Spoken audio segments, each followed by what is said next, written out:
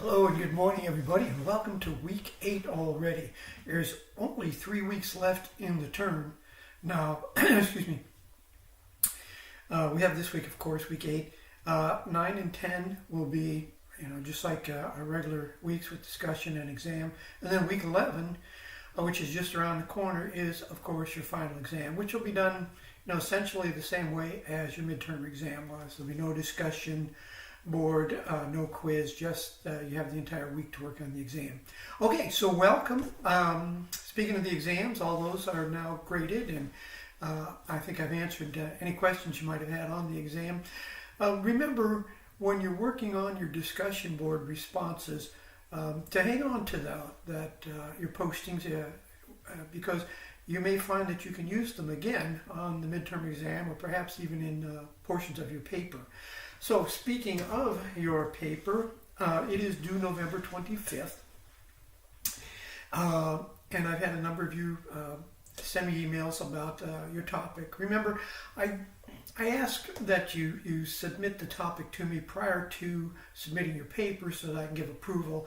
Again, I don't usually have a problem with what topics students choose. I may try to direct you into something I think is either not overly done, like homelessness, some of these issues. There's been so much done on homelessness. It's an easy topic, if you will, in some sense, to write about.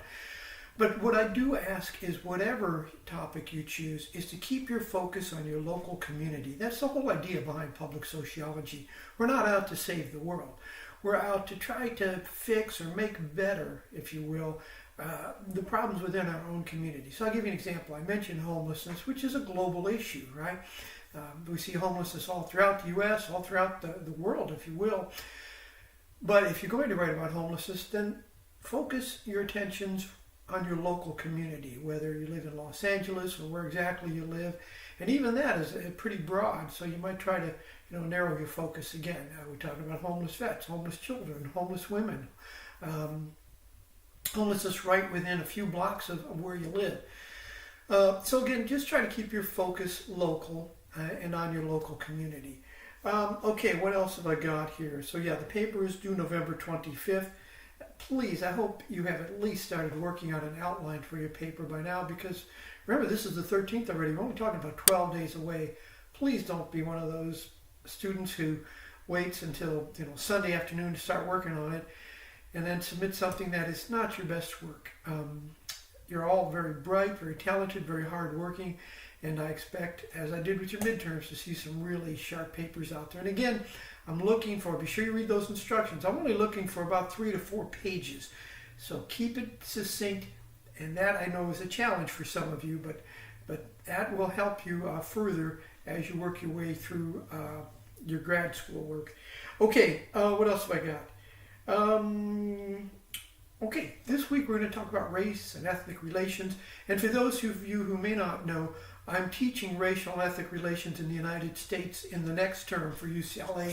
And we will be using my textbook, Community Action Against Racism in West Las Vegas. And we'll be using another textbook, which is more of a primer for racial and ethnic relations.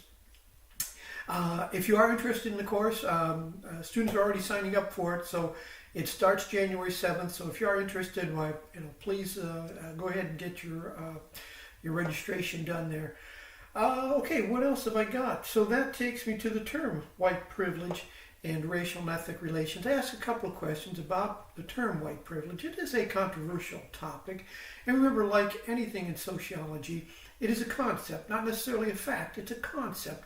It actually came out of the legal realm, which the full term was white male privilege. And those who study the justice system notice that white males seem to have a advantage, if you will, in the criminal justice system. And of course, people point to the data, the number of African Americans, Latinos, minorities that are in prison compared to their percentages in the U.S. population.